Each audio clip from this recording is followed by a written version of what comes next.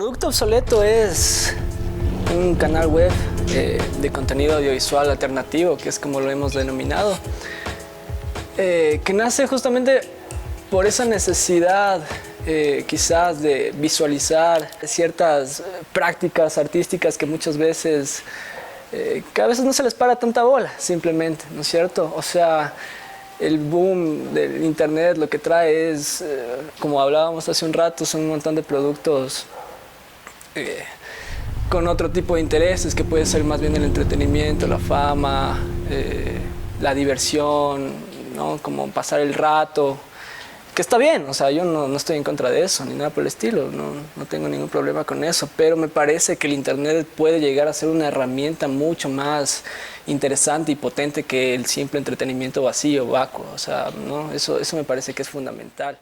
Me interesaba mucho intentar entender las lógicas a partir de las cuales se desarrolla la producción local. Muchas de mis ideas sobre este tema las tenía bastante claras, pero necesitaba comprobarlas. Tal como lo imaginaba, la producción local, considerada de alta calidad o no estaba al alcance del público masivo. El sistema, las condiciones, la estructura del sistema en el que vivimos no nos prepara para pensar, para criticar, para reflexionar sobre lo que nos rodea, por ejemplo, sino que nos programa de alguna forma para hacer engranajes dentro de una gran maquinaria. Claro, tú dices, ¿por qué hacerlo? Esa es una pregunta que yo me hago todo el tiempo. ¿Por qué lo hago? Hay un nivel de complejidad diferente en esto, ¿no? Digamos, la anarquía, por ejemplo, como filosofía política, que es algo que me interesa un montón, ¿no? Y es algo a partir de lo cual se ha articulado todo el trabajo que yo he hecho en ese canal. Pero no solo para expresarte, sino para intentar generar un cambio social, ¿no? Como utilizar estas prácticas artísticas, estas prácticas visuales como un medio de ruptura estética también y política. Previo, sino que más bien hay una problemática y nosotros salimos a entrevistar gente y a partir de lo que ellos nos dicen, vamos armando los guiones. Entonces es más bien, esa es la lógica. O sea, en lugar de yo querer tenerlo todo planificado. En los siguientes días seguí descubriendo más sobre este tipo de eventos autogestionados. Y me resultaba increíble cómo esto pasaba desapercibido, ante la mirada de muchos que ni siquiera saben de la existencia de bandas locales de ningún tipo, y mucho menos de los géneros alternativos. Claro, ¿no? Esa es la idea un poco.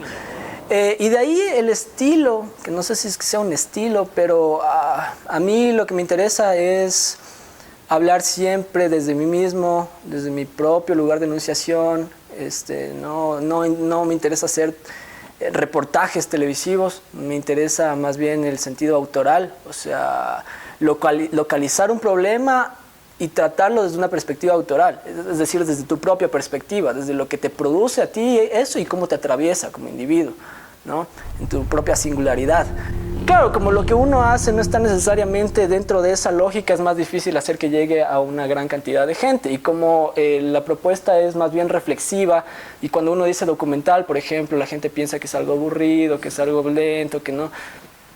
Pero la gente piensa eso porque así les enseñaron a pensar, ¿no? Entonces a medida que vas creciendo tú un poco vas intentando salirte de esa lógica, vas intentando buscar nuevas estéticas, nuevas formas de expresión, y un poco eso es lo que yo hago, ¿no? O sea, pienso a partir de mí mismo como espectador. Desde que era pequeño, recuerdo que me encantaban las historias y me fascinaban las espectaculares imágenes que veía reflejadas en las pantallas de cine.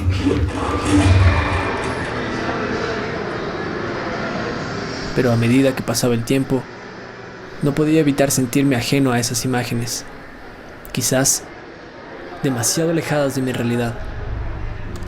Porque hace unos años, cuando yo era estudiante, decía, bueno, voy a hacer mis cosas, quiero que todo el mundo lo vea, quiero que... Ya no es tanto mi interés ese, porque más bien me causa un estrés y me quita el disfrute de lo que estoy haciendo, ¿me cachas? Entonces, sí, puede que haya gente que esté preocupada de pensar cómo llegamos a más gente. Yo decidí, voy a hacerlo, voy a darle una difusión en lo que yo, o sea, en la medida de mis posibilidades, pero sin que eso me consuma, ¿me entiendes? Esa sería mi posición. Creo que los medios masivos lo que hacen es colonizar nuestra subjetividad de alguna forma para enseñarnos a pensar como el poder quiere que pensemos, ¿no?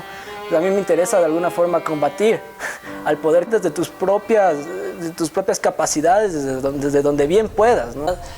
Yo diría que para mí es importante, una de las ideas que me interesa hacer conocer es que como seres humanos y personas tenemos poder. O sea, nos enseñan a pensar muchas veces que nosotros no tenemos el poder, que el poder está en otras manos. Es decir, estructuralmente, obviamente, eso es así. El poder no está en nuestras manos. Pero tenemos capacidad de acción, la capacidad de hacer cosas y de llevar y de tomar las riendas de los procesos para llegar a los objetivos que tú quieras, ¿no? Entonces, no necesariamente todo el tiempo tenemos que estar esperando a que nos den haciendo. O sea, la autogestión es una forma de hacer, es una forma de hacer alternativa a la que normalmente se maneja. Pasar por salas de cines comerciales no quiere decir que seas necesariamente un cineasta. Hay un montón de gente que está haciendo cosas muy bacanas, muy interesantes y que generalmente no se reconocen, pero entonces eso no solamente...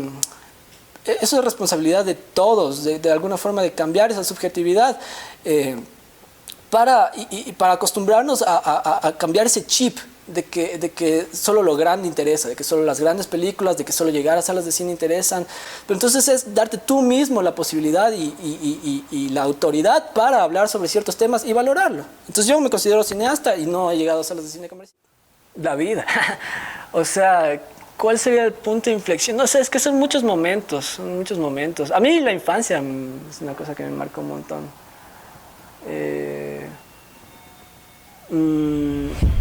Porque yo, claro, o sea, yo era el típico niño friki, así extraño, sin muchos amigos y tal. Y obviamente eso te marca de por vida, marca la forma en la que eres, entonces... quizás por ahí nace una necesidad de buscar ciertas respuestas a ciertas cosas, de pensar, de no sé. Y eso a su vez también te va alejando a veces de la gente y te va acercando a otras, ¿no? Quizás, claro, como un momento específico de algo que me haya marcado, no sé, porque son una serie de circunstancias, por eso te decía la vida. O sea, la vida en general es lo que te va marcando todo el tiempo, creo. Eso.